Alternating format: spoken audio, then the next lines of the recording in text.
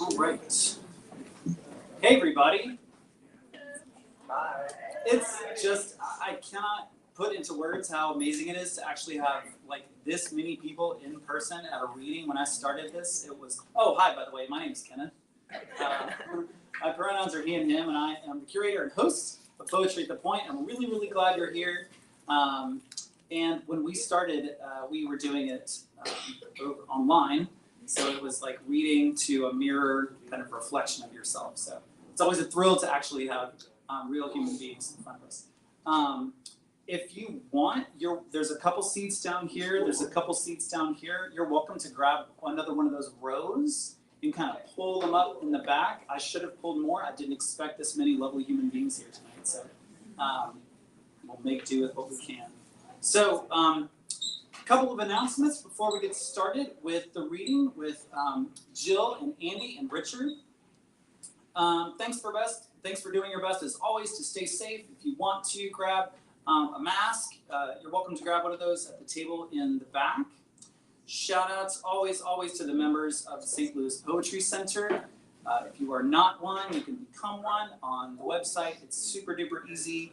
It auto debits out of your account. You set it and forget it. And it's an easy way to support local literary arts movements here in the St. Louis community. So please do that. Shout outs always to the Missouri Arts Council and the Regional Arts Commission who support this program and others through the Poetry Center. Those dollars go very well spent, I assure you. And then also to the Focal Point. They've been a really, really fantastic host for us and kept the lights on for us during the pandemic. It's just a really lovely space.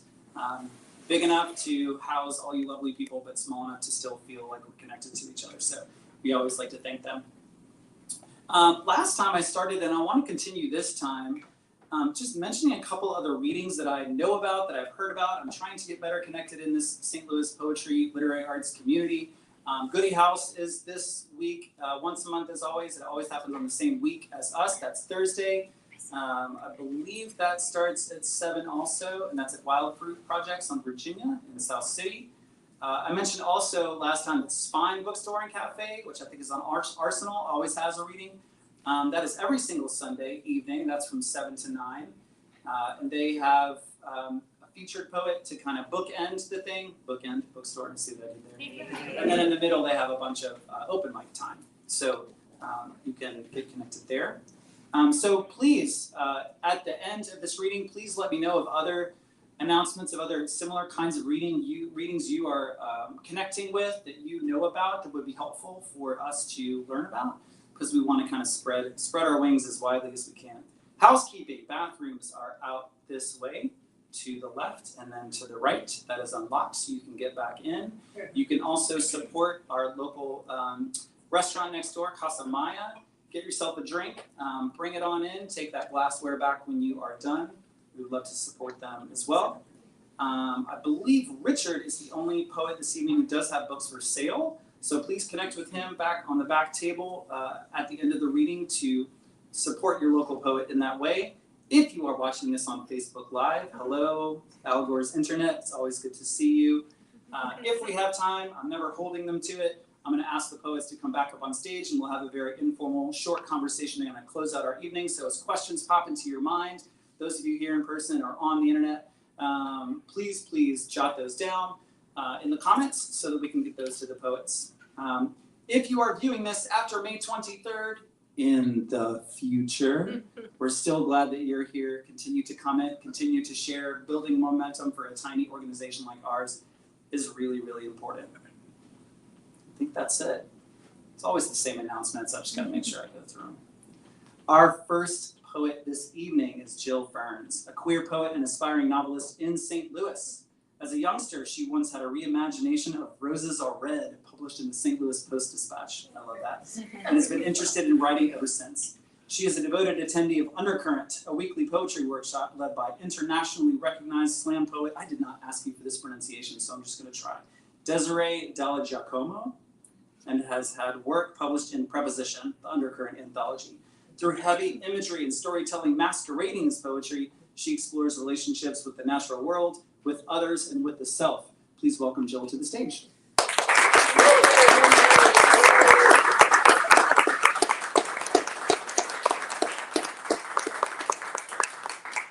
Hello, everybody. I'm gonna bring this up here because I have a very fast dinner next door. I might be thirsty, so there it is. Okay. So thanks for having me. This is wonderful. This is my first time here. So thanks to Ken for getting me involved. I have, I think, 4 poems today. I figured I'd just explain a little bit about some of them before I get started. This first one is inspired by Edward Abbey. I don't know if anyone knows him. He's a novelist. So I see a couple nods. I am obsessed with his work. He studies and lived in nature. He was one of the first national park sort of rangers of Arches before it became a national park. So he's lived there, he's worked there. And one of my favorite places to go in the entire world is the Southwest, and especially in Utah. So this was kind of inspired by Edward Abbey's attitude towards the world, towards what is happening in the West, how there's droughts that are just receding all of the water that we're seeing, especially in Lake Powell. So this is a little bit about that. The ghost of Edward Abbey returns to Lake Powell as its edges recede into the drought, removes his hat, twists his beard, tightens the kerchief at his neck, and grumbles with great displeasure. The dam, that fucking dam, named after the wanderlust of old John fucking Wesley, walks along shores and pauses for picnics in the water-boarded, bombed-out bellies of vintage and soak-stained vessels, oars scattered about like the bones of a steer that wandered too far into the shrubs near Poverty Ranch. Notes the curve of Gregory natural bridges, negative space above the lucid crests, and how there is now more headroom, more space to lace the needle of time back through. Fumbles to cinch the stitches along fringes of glassy reflections. Observes the surface as the sky is turned a dusky shade of peregrine falcon shoulders. Observes the surface, studies the houseboats gently rocking their soused passengers into ignorant bliss. Did you know that Lake Powell is not a lake at all, but technically an Atlantis veil? How many histories are sunken beneath?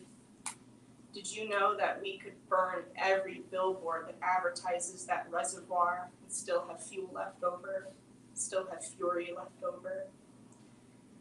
The ghost of Edward Abbey murmurs, "Gluttony has claws. Tell the tourists to stop acting so cinematic or they might get their faces scratched." Points and says, "We were born and bathed in the blue hour, but the money makes the land golden. Why don't you just go ahead and siphon out the last drops of Glen Canyon and use them to water your gardens?"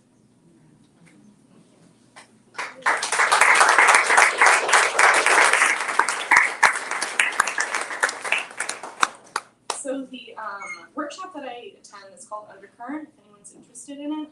Kind of did bring it up. And a lot of the poems that I'm reading tonight, I think all except for one, were written in that workshop. And it's every Friday, it's online, there are poets from all walks of life, some who have never even written before, enjoying. And so we once had a prompt about superlatives. I had a little fun with that because we didn't do them in high school to my memory. I'll have to go dig out my senior yearbook and see, but I don't think I got voted anything, so I said, I'll vote myself something. This is voted most likely to lose track of time.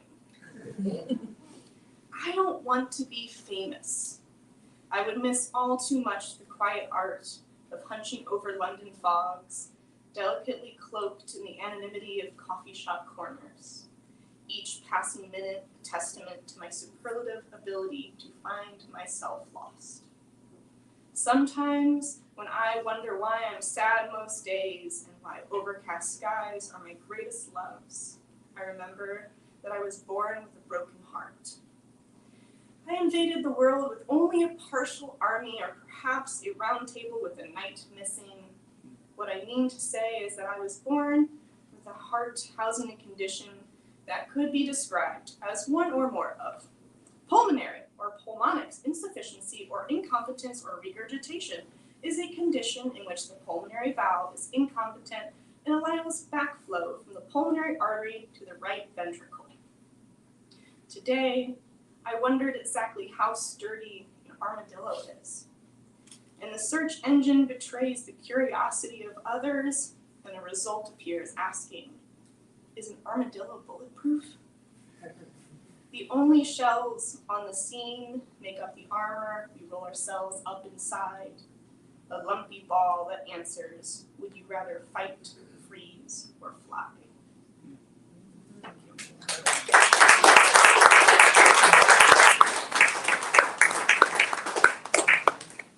This next one was also, I think, in that exact same workshop, because it's also about high school, which I find a fascinating time. I had a really good time in high school. I know that a lot of people didn't, but I like to transport myself back there sometimes and think about what it would be like to write about it as if I were still there, but from, 30 plus age range now. This one is to my queerness and my 9th grade crush. You so-called wretched little thing that I tucked deeply away, a sinful creature with claws and 2 horns caught on holy fire, burning too strongly for laurels to be rested upon. I think back to high school. We were 14, maybe 15, and you were one of few to whom I have handed the pull string in my proverbial closet. One of only several who know that if they tug just hard enough, they can pull forth the gush of gay rainbow that fruit by the foot has stained my tongue after years and years of squirreling away my truth under the tree in the scorched lawn of St. James the Greater Church and under the soccer post between Merrick's Hall High School. And I am certain that we make a fine vignette, symbolic of teenage sweetness, beeswax lip balm minting our exhales, clouds of breath blooming on my glasses in the chilly auditorium air. Your head rests on my lap, and we talk of Beowulf, and whether Grendel was truly more monster than man, and you say to me, surely at least his mother was owed a sliver of humanity. Even a daughter of Cain is allowed opportunity for redemption.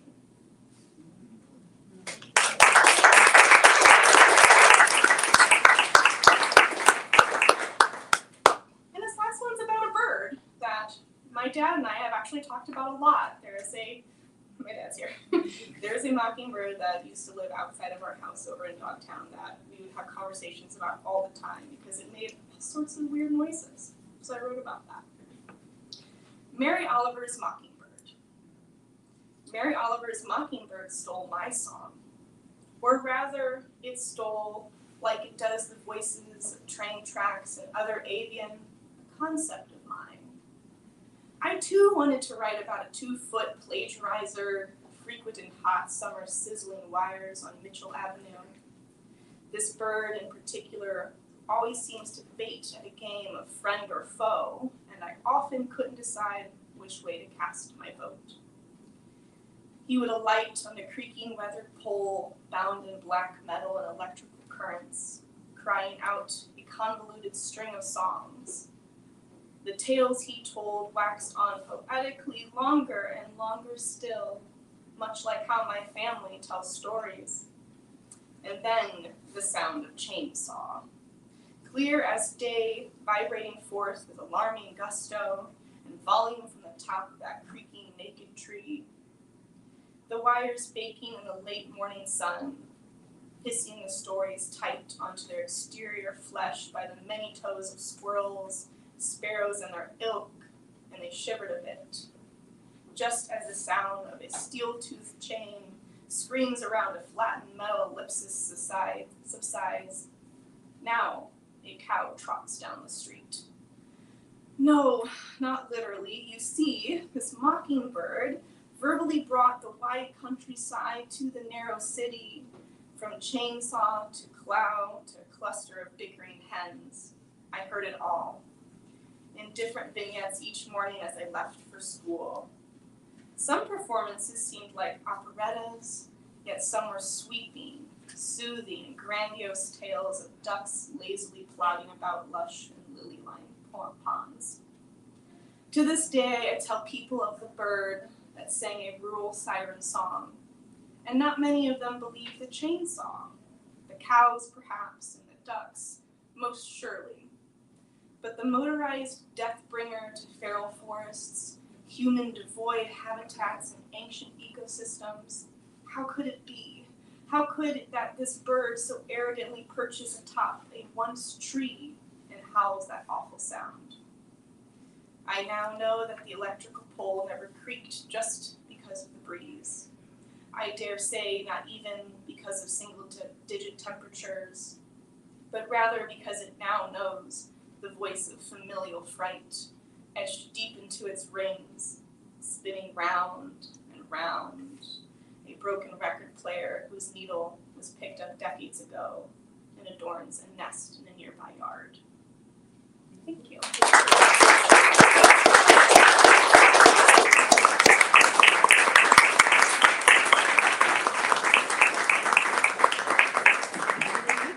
I just want to state real quickly for the record, that is the small margarita. So fair warning if you go next door.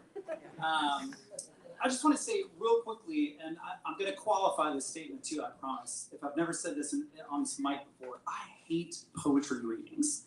And by that, I mean, there's this way that we imagine we're supposed to act because of the way that poetry readings are supposed to go. And that often means like being a super silent mouse between poems. So thank you for clapping. It's fine. If you feel moved to say something or to clap or react as a human, do it. So let's blow up poetry readings together. My next reader is Andy Chen, who was born and raised in New Jersey, the recipient of a very recently, as of yesterday, found out, a pushcart prize. Congratulations.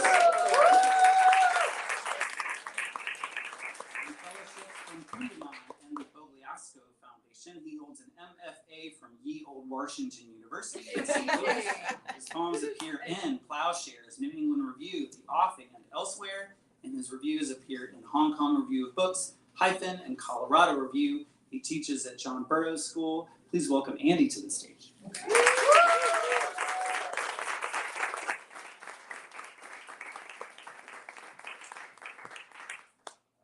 you. Can you hear me? I don't have a gigantic margarita like Jill. All right, thank you all for being here. Thank you for listening. My first poem is called Fairy Tale with Chinese Mother.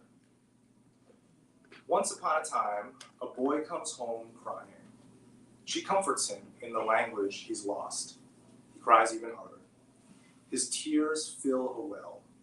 She is silent long after he goes to bed. With her silence, she freezes the world. More than a princess is put to sleep. More than the apples rot. Once upon a time, a boy is woken by sunlight. He follows it through the woods and leaves grains of rice to mark his way home. He finds a house of candy, but has never tasted candy and prefers the herbs in his mother's cooking, flavors he has no names for. Once upon a time, she asks what the words mean. He knows, but cannot explain without English. Once upon a time, he rescues a princess and brings her home. His mother, seeing the dirt on his face and the ash on his armor, tells him to wash up so the princess will know his good upbringing. She marvels at the princess's golden hair and eyes blue and wide as the sky. She is silent for so long, the princess leaves. The boy returns in his best clothes, his black hair combed to a shine, just the way his mother likes it. He sees her alone and understands. Again he sets off, never saves another princess, kills the beasts just to kill them. Once upon a time, a wish is made, a coin tossed in a well, a laugh in the air above it. The tower traps nothing. The incantation is never said in any language. The mirror never posed its question. A mother combs her son's hair, the only dark thing in the sunlit kingdom.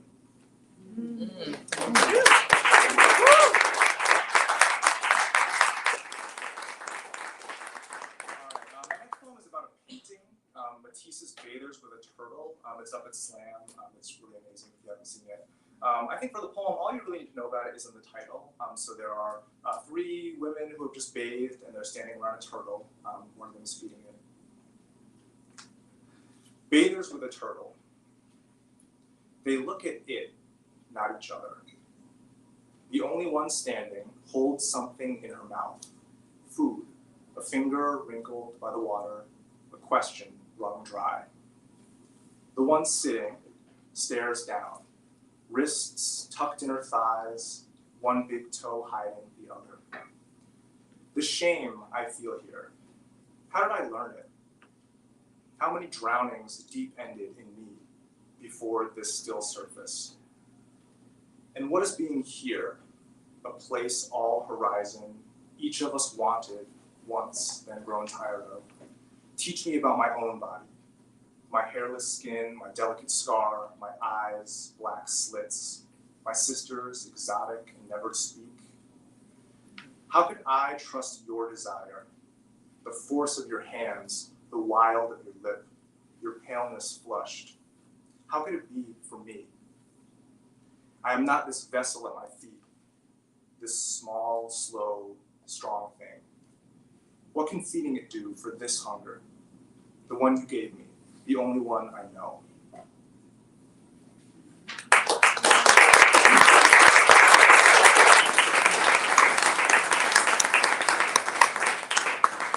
So Kenneth, in your great introduction, you mentioned that I am from New Jersey. And I wonder if anyone else in here happens to be from New Jersey or has spent time in New Jersey? New York. Okay, all right, a few people. All right. Anyway, New Jersey's great. I really love New Jersey. It gets a bad rep. This poem is about New Jersey. So. All right, my New Jersey. You dress your evening in linen, whisper across your chest, your creek water, your air suddenly cool enough to drink. Your mosquitoes take to me, swell my skin, make me feel something thirsts for me. After half a life here, I should know better than to touch. It'll go on its own if only I let it. What else works this way? The loss I bury each day, just to claw up in the calm of your moonlight. Pain like a whale beached on your oily shore. Can I walk you home to the bottom of this cicada song, where every name is a new language, where no story ends? You think it's a bad idea for me to come in? You're right, I know. I know I can't hide my hunger in a smile. You've seen this look 1,000 times. A firefly circles, lands on my smallest knuckle, then goes back to circling. What love, New Jersey, do I deserve? This light, this bioluminescence, this enzyme and its substrate passing for magic?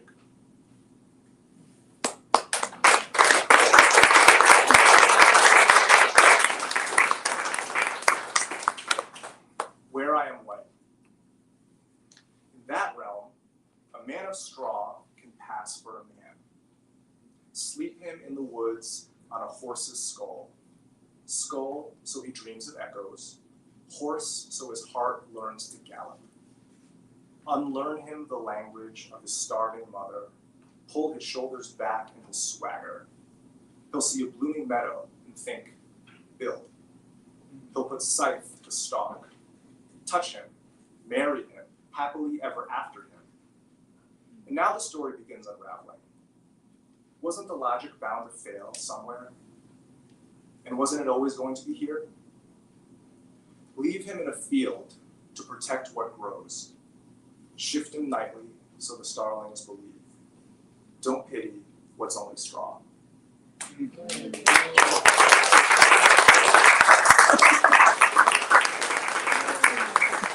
All right, I have 2 more poems to share with you. Both of these poems are very new. I always find that reading a new poem in front of an audience for the first time just shows me a lot about how I feel about it, so we'll see.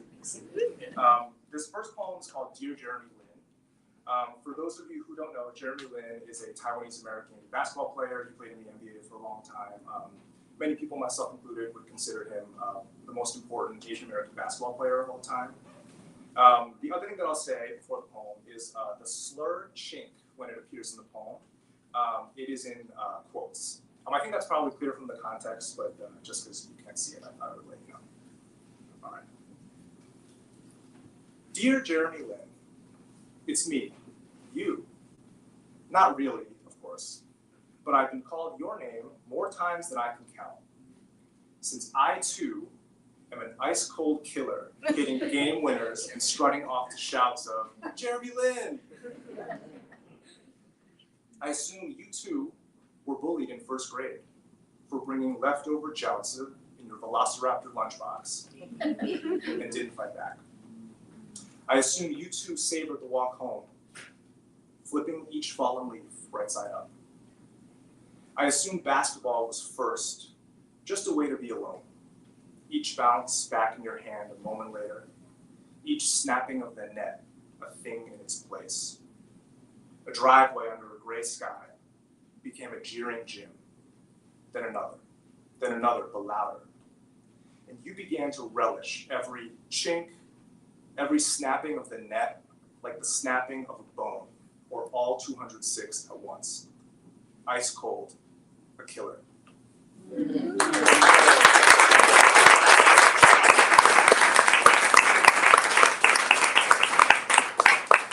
All right, I have one more poem again. It's another new one. This one, it's a little bit longer, so just thank you in advance for your attention. And just thank you all for being here. I want to give a special shout out to my students for being here. I love you very much. Thank you for coming to me. All right. Yeah. All right. That's good. Kingdom. I have to do that later. Kingdom. On my 6th day of COVID, I venture with tea, a notebook, and the last of the peaches, out back to our tiny plot of overgrowing green, tucked in its gray city alley. I say our, but this domain is yours. You know which day, which sun golds will be ready, what needs pruning, what wildness is better left unchecked. Not to mention where the sugar water won't be too hot for the hummingbirds and their purring hearts. How to stop the squirrels from biting each green zebra just to spit out its too tart flesh before trying another. And which log to leave across the bottom of the bird bath so it's not too deep. I see feathers floating, meaning something somewhere newly is clean, glistening from wetness and not just the sheen of being blessed with flight. Each breath is lush, intoxicating, every smell at once. And I'm suddenly starved, the way one is for everything, after realizing the worst of a sickness is over. And I'm eating each peach in 4 bites, juice stickying my chin and neck, gorging on their fullness and the fullness of the sunlight and the oxygen released by the honeysuckle over swarming its trellis, by the bee balm, by the Norfolk pine we used once as a Christmas tree, by Fred Jr., the cactus you grew from 2 inches of Fred, by the banana peppers you pick and leave in a bowl for me to slice into my eggs, by the volunteer cilantro, volunteer, a word I have thanks to you, by the morning glories, by the Japanese climbing fern earning its name, by the dumb cane, by the parsley, by the magnolia tree giving shade to the whole kingdom, and me, drunk on it all, spilling over like the sweet down my chin, like the ink of this fountain pen bleeding through this cheap paper, the other side illegible now. You never liked the poems I write about you, but each time I believe this will be the first. This will be the first. Like me, everything wants in on what you've made. Crickets, 2 mice you've deemed siblings and named, caterpillars who eat entire milkweeds in hours to build wings from. And the winged shadows streaking across me, just sky by the time I look up. Even the neighbor's pawpaw tree reaches through the fence, its shadow touching the oxalis, the ponytail palm, the weeping blue ginger. I knew so few of these names before you. even those I knew I couldn't point to. And still I need you to remind me. I need you to remind me of so much. To not yell at the TV because I scare the dog. To listen to my knees when they hurt. To slow down. To give you time alone.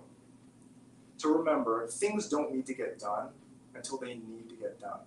Which I forgot that time I snapped at you 40 minutes before we hosted Maggie and Joe, whom you made laugh all night and waited until after they left to cry. To slow down. To leave bug bites be. And because I never do, you planted citronella. And yes, we're back in the garden, because it's your favorite place on earth. Here, our failed attempt at broccoli. There, the radishes we planted earlier than last year, but we planted them too late. Here, a rain garden we think can probably handle the rain. And in this unoriginal metaphor for our love, bursting from terracotta pots and once neat plots, overtaking upwards and downwards and sideways and through, I search for something. A freckle of blight, rust ringed on the underside of a leaf, club root wilting the leaves above, something to liken to the part deep inside the soil of me that I once believed was unlovable, that would always be sick, and I just can't find it. Thank you.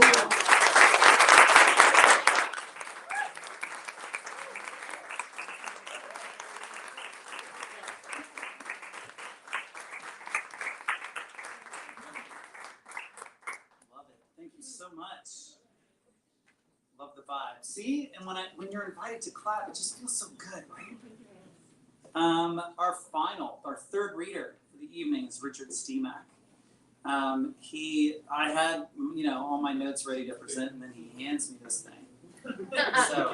And I read it through a few times. I finally understand how it's structured, so now I can read it the right way. One reader compared Richard Stimac's Bricolage, his first collection of poetry, to a Rust Belt John Clare, the English romantic poet who wrote about the lost world of working people's lives. A reviewer noted the strong intersection of rebirth and decay indicative of the post-industrial Midwest. Richard would describe his poems as beautiful and technically tight sonnets about trash. Please welcome Richard to the stage.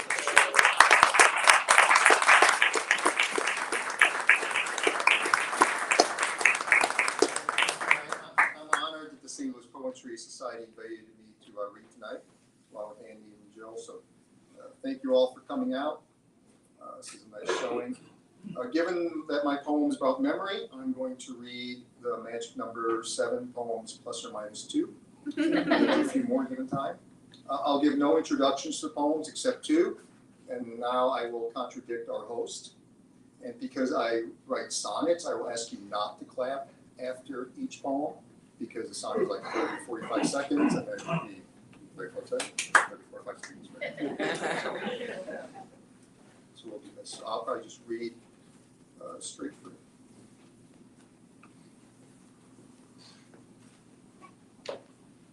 All right, this first poem I'm going to read is called Demobilized. My dad left part of himself in Vietnam. You can see them in a tourist pic afoot under a tea house table. A rickshaw decorated in red ribbons for Tet holds 4 arms and its spokes. A girl, baguette a femur's length under her arm, skips quickly past a begging monk. A snapped chopstick gives the finger, angry at unpaid debt. These are keepsakes no one meant to amass. The collector of these gems is a fool. Another father, Arvin, VC, NVA, amputated names from a time when names mattered, sits in the shade on a stool and counts his own parts scattered in the grass.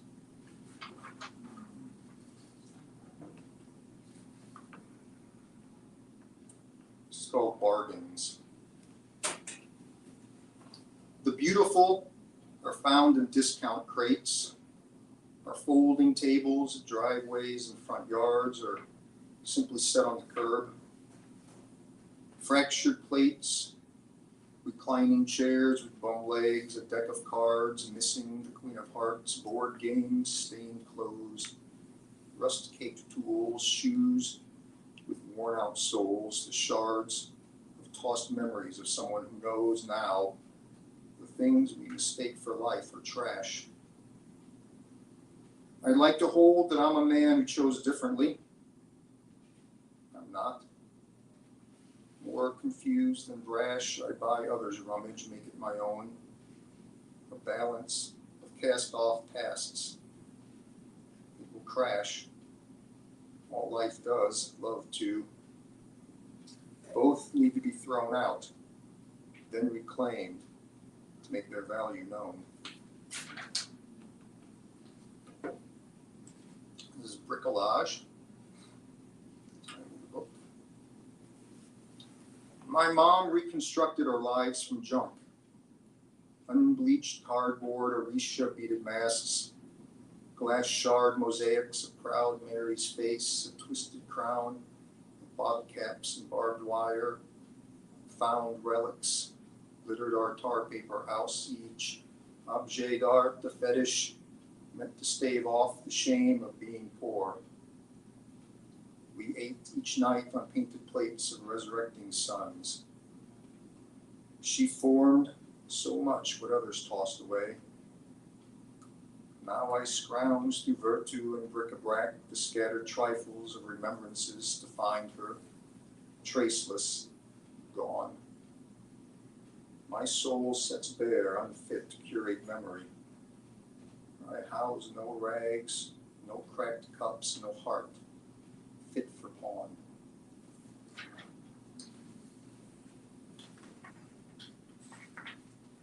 So this is titled Kish, and Kish refers to a metallic dust byproduct of steelmaking. So Kish. The senator stood on top the pay shack and extolled the virtues of union dues and voting Democrat. He held that track. We stood in line, the midnight shift, our views obscured by Kish, lack of sleep, and the sun. Its rays like arms would grasp through the night's blues, blacks, browns, off-whites, the sky bruised, just begun to heal. We aspire to die in our beds, then rise, return whence we came, a short ton awaiting us. We tread the path, past sheds of fading rust, the mouth, the nose, the throat parched, death's dust on the lip, the ashen heads of penitence hung low. Dry prayers bloat, then rot, then burst. He knew he had our vote.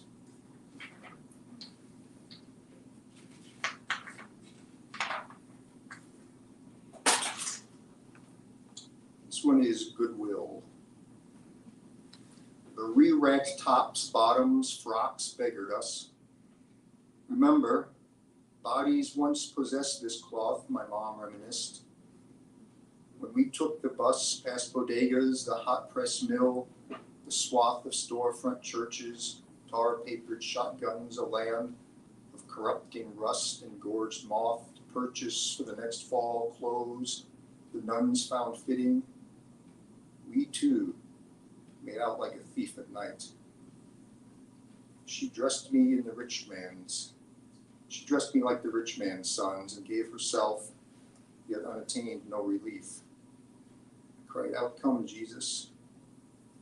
Where then was the Lord? Without memory, one can have no grief. Now she is dead, my loss, my pain. I hoard indulgence, even beggars can afford.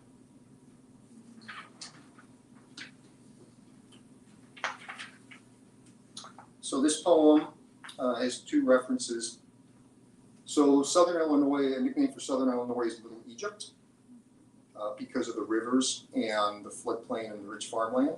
So at the tip of Illinois is a town, it's spelled C-A-I-R-O, but pronounced Cairo. Also in Southern Illinois, there's a Thebes and a Karnak, and of course a little bit further south is Memphis. That's why.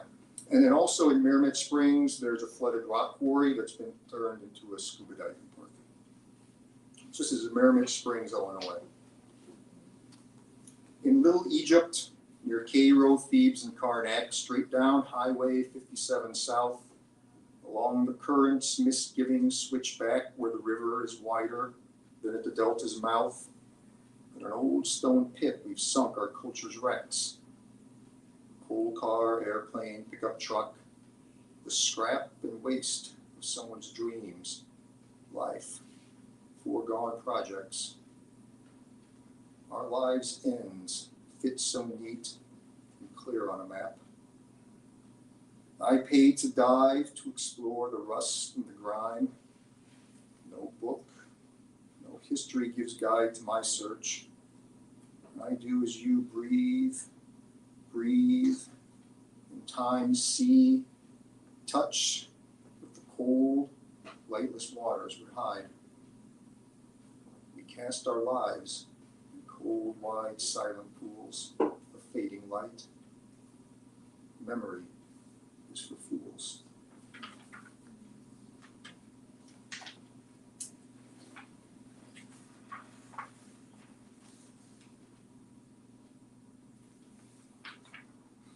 This is waste.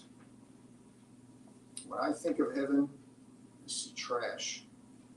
Broken bottles, leaking Freon, used notebooks, Thanksgiving scraps, industrial dross, ash that lives that rot and leach into the brooks and streams that feed the river, and then the sea.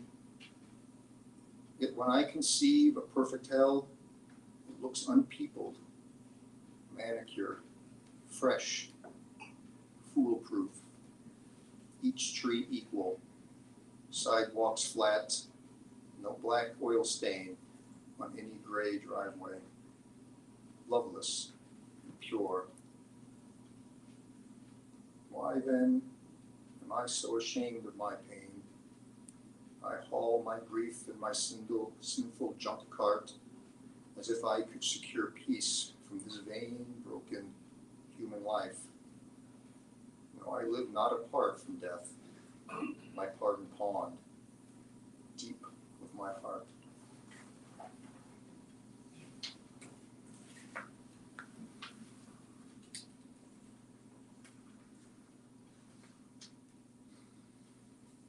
This is Chain of Rocks. A chain of rocks cleaves the river in two. In spring floods, the hidden peaks can wreck a flat-keeled barge, crews scattered on the deck, one man, four fallen in the swirling slough beyond the wake. In June drought, trash will strew the granite, igloo coolers, tires, long-necked bud bottles, a fridge, a bed, all scrap and speck of some lives some one of us made, used, and threw out. Sometimes I walk on that water, stone beneath my feet, burying me just above the bent current.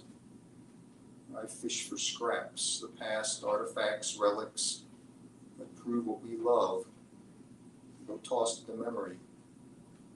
It's not cast adrift. The past is something we can own.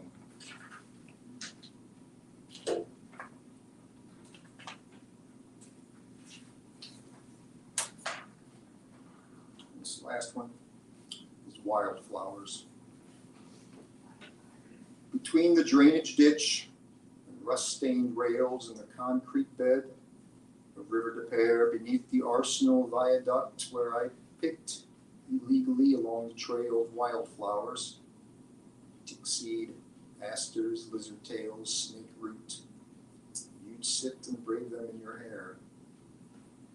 No one sewed them. I figured fair is fair. My tiny thefts would never tip the scales of justice or of time. Who really lost? Not us. I'd bluff a kiss and you would hide your face, your arms and legs like vines would cling to me. I'd lie if I say it wasn't pride, fear perhaps, this need to sidestep the cost of life and steal flowers from each year's spring.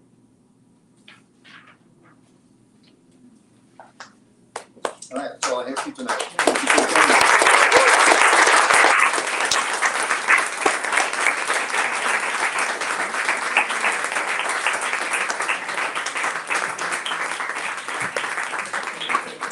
Thank you, Richard. So we do have a little bit of time left, so I'm going to ask Richard and Andy and Jill to come back on stage, if you would. We'll have a little bit of time for conversation before we close out. So poets, if you would come back up while I set us up. If anybody has a joke, just go for it.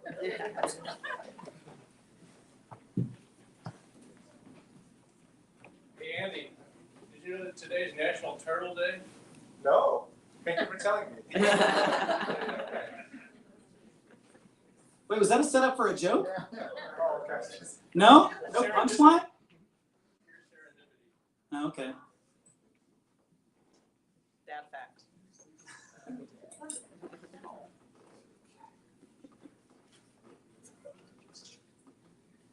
All right.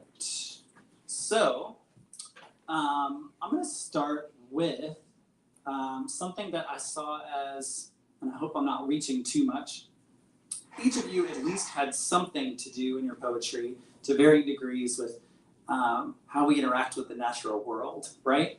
And I'm always trying to figure out how to balance asking questions of you and not realize I'm working this out for my own poems. But for us in 2023, as you think about kind of if a poet can have responsibility, what is the responsibility we have for writing about the natural world in 2023 in this era of climate change, right? I read a poem that has anything to do with ecology, and I want a statement to be made, right? Like I want too much of the poem sometimes. So I guess what I'm getting at here is how do you see yourself as a poet in terms of you being a citizen in the world talking about that sort of a topic, right? Now that I've asked like 4 questions, anybody wants to bite? I think that speaks a lot to my first poem. So a little bit more about Edward Abbey. A lot of people do know him from the Monkey Wrench Gang, which is a book and I also believe became a film. And in that, this group of people decide to take back the land that Lake Powell has claimed, and they go and attempt to blow up a bridge, or a dam, a dam. And so for me, what I realized recently, like the last 2 summers, an article came out about how Lake Powell is completely receded. There are houseboats that had sunk that you can see now. You can literally walk under these natural arches that were submerged. It just blew my mind because I had just been there. And so for me, I think there's a responsibility to talk about our own relationship to the natural world in a way that is some type of commentary and doesn't have to say we're doing this wrong or we're not doing enough. I think as long as we're drawing attention to the fact that these things are changing through our work, people will relate to it in a way they might not have expected to previously. That was a great answer. I think maybe when Kenneth said all these poets to varying degrees have nature, mine is probably the lowest degree. And I think nature shows up in my poems in like fairy tales and a painting. So oh yeah. Oh my god. So that's wild that I just forgot. That shows how new this poem is. I'm forgetting that that's like one of my poems. Okay, well that changes my answer. All right. Which is not even gonna be very insightful to begin with. I guess like I think that when I use nature in my poem, I think I mostly use it like as a way to like reflect the self and like reflect an interiority and like reflect a way of seeing and thinking. But I'm gonna pass the mic on. Yeah. Thank you. So for me, I'd say poetry is one way of saying something. And so I have to ask myself if what I have to say is poetry the best way. If I tried to write an explicitly environmental or nature-focused poem, like that was what I was going to do, it would be bad, right? If I wrote a letter to the editor or a guest column, it might be better.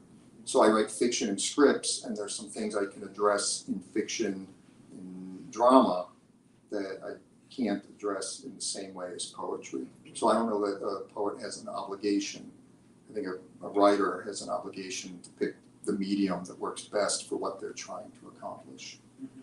And then relating to the nature in my poetry, if you didn't notice, I'm a bit focused on theme, so it's just kind of part of it. Writing of the St. Louis landscape is just my aesthetic.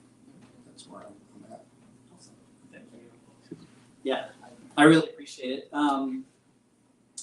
Another thing I want to ask, and I'm still kind of forming this question in my head, so kind of help me out here. So I was instructed in poetry writing by a fair amount of elder Gen Xers, shout out Gen X, who I think taught me ways to fear kind of sentimentality in my poetry, right? And I'm always trying to kind of unlearn some of those ways of writing in ways that are helpful for me. So that's kind of one thing I'm thinking about. The other thing I'm thinking about is, I think over the last, I would even just say decade, there have been big shot publications all the way to Poetry Magazine, voices of historically marginalized poets writing about their marginalization and their identities in ways that just we have not seen before. And a couple of you were very particularly writing about your own identities, about others' identities. So here's my question. Where for you as a writer is the balance between talking about self, talking about those aspects of self, and not being too sentimental, if that's a thing, right? Not becoming too precious about it, but being reflective in an open way that a poem can do, right? Or, is sentimentality perfectly okay and that was just bullshit? We need to unlearn it. It's okay too. Oh, yeah. All right, so the first thing I ask myself is, what do we mean by sentimental?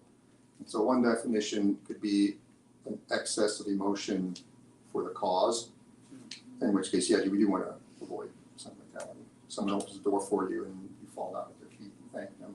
That's sentimental, that's too much. Okay. So if you could define sentimental as it's an excessive emotion that really doesn't need to be there.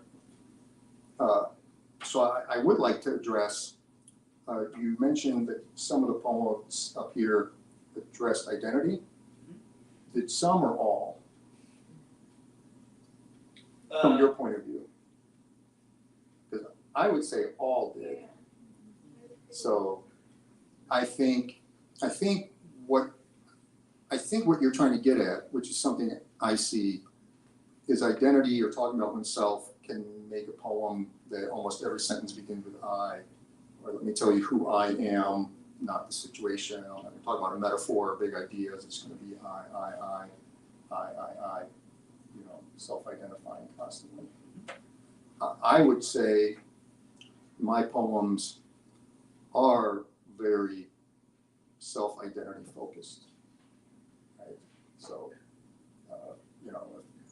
famous exchanges where there might be a white writer who's like, I'm not writing about white people, I'm writing about people, right? Mm-hmm.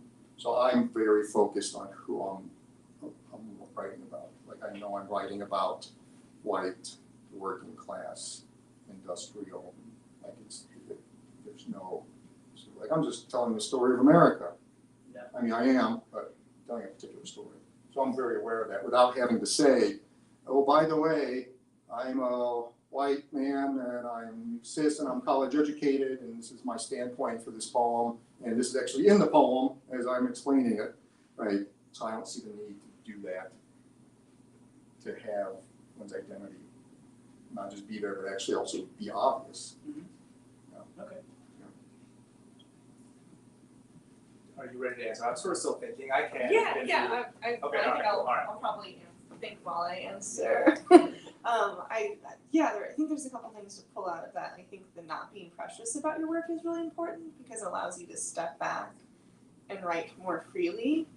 That workshop that I mentioned that I'm in is led by a slam poet and features a lot of other slam poets from her ring of life or just other people who are really interested in it. And there's a lot of sentimentality that's part of slam poetry. And a lot of it is about relating to your audience. So I think that's a fine line that I try to walk, where I'm presenting you with an opportunity to relate to it. It may not have to be the exact same thing. You may not have to be queer or have this exact identity, but maybe there's something you can relate to. And so I think approaching that from a sentimental standpoint to knowing that someone might have a similar experience is really cool. And in terms of identity, I think that was very interesting what you said, like people can assume maybe you're writing from your standpoint and you're writing for these folks, and we could glean a lot of that from what you were writing about. And then made me think a little bit about, like I had a very pointed piece about queerness. How could I step back and be a little less sentimental about my 9th grade crush and maybe rewrite that or revisit that or look at how I identify with queerness now. So I think really, for me, it's all about releasing sentimentality, I think. I once had a teacher say to me, sentimentality is failure, but emotion is everything. And I think that and I guess like when I think about that advice that I was given, I'm not always sure that I know the difference. And like if nothing else, like the difference is different for different people, right? Like a poem they read is emotionally resonant with one person, but overly sentimental to another. And so I think with my work, I'll just say that I think that I agree that emotion is everything. And I think that at times one risks sentimentality when trying to get there. And I think I know that, again, my like work that I think is important to me may be sentimental to somebody else. And so I think maybe I'm a little bit with you, Kenneth, or where I think you're going, that like, maybe that avoid sentimentality at all costs. I don't know, just what isn't advice that I care that much about following. Yeah, so I'll I mean, to be fair, you can clap at that. That's cool. I mean, I got that advice probably like almost 30 years ago now, so poetry has changed. We've changed. Thank you for all these thoughts. So I'm going to ask us to close up in the usual way, which is by stealing practice from Al Filreis, who hosts a podcast where they talk in depth about one particular poem with other people in the literary arts world, and they gather paradise. So they share. We are going to share. I would like for you to share one good thing that you have discovered in the art world, or an artistic thing that you're loving, even if it's like a really dope Netflix show, right? It doesn't have to be something to get away from being too precious, that you would love for others to know about. A podcast, a piece of art you saw at Slam, another poet you just discovered, etc. So I'll let you ponder that while I say I have rediscovered finally this, almost said summer. Well, my son finished pre-K today, y'all. So for me, it's summer. Ray Bradbury. Like I fell in love with Ray Bradbury really hard when I was much younger, and just a good book of just average short stories by Ray Bradbury is just very, very summer to me, and going to the library and finding just what's available on the shelf and grabbing it. So I'm really digging on some very mediocre Ray Bradbury short stories right now. So anybody who wants to bite on that can go next. So I recently read the series of Gardner's History of Art, and now I can't go anywhere almost without looking at buildings and going oh, that is a version of an ancient Greek storefront, or oh, I see that is actually a Roman basilica that's been repurposed. And so that was kind of oh. Yeah.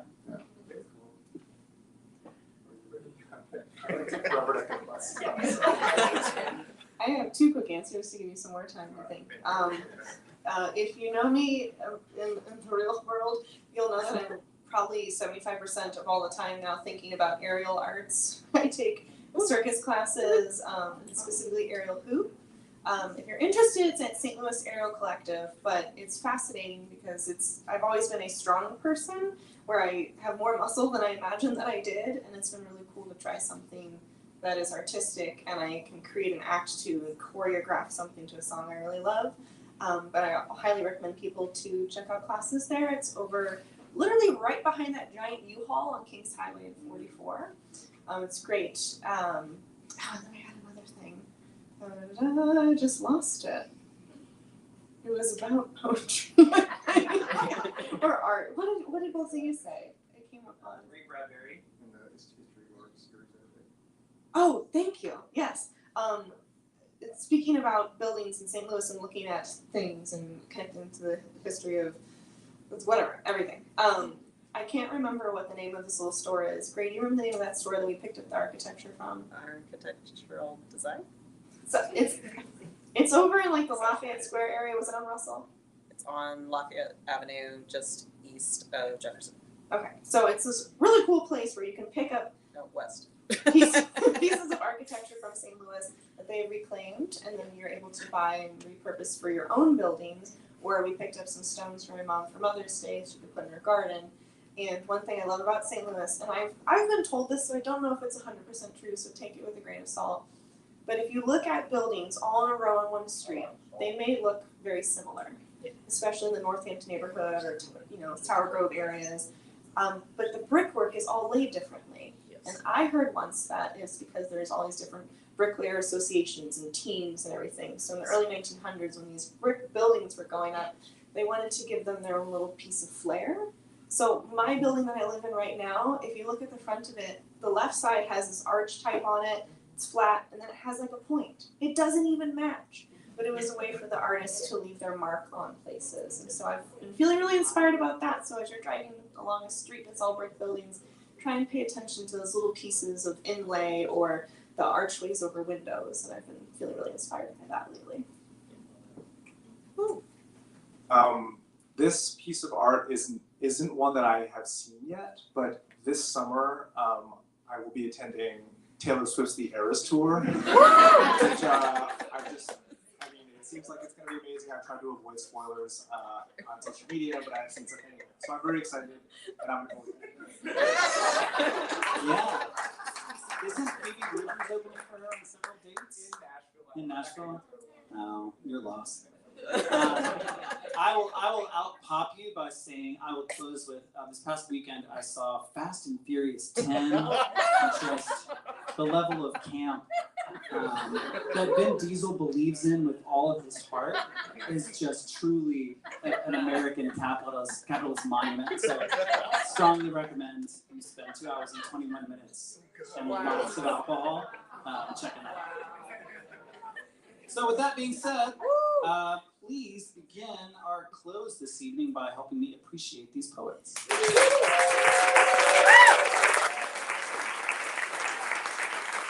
big thanks to Jill, to Andy, to Richard. It's been really lovely. Our next reading is on June 27th, when our readers will be Daniel Biggleson, Tim Rowden, and Kat Carroll. As I have said before, I still do have room for more poets this year. Fewer and fewer slots, but still more. So if you are a poet who are interested in reading, or you know a poet that you can connect me to, please let me know. A reminder that you'll be able to view tonight's reading online after this evening. So you here in the room, or you on the interwebs in the future, thank you for checking this out after May 23rd. Again, thanks to the poets. Thank you to Erin Quick, who is absent this evening, spending some well-deserved time with her family. So thanks to Brittany for stepping in at the last second and running our online presence this evening. Thanks to all of you for choosing to show up live for poetry reading. Trust me, I never take that for granted that you actually showed up. It means a lot to us. Thanks for coming. Take care of each other, and we'll see you soon.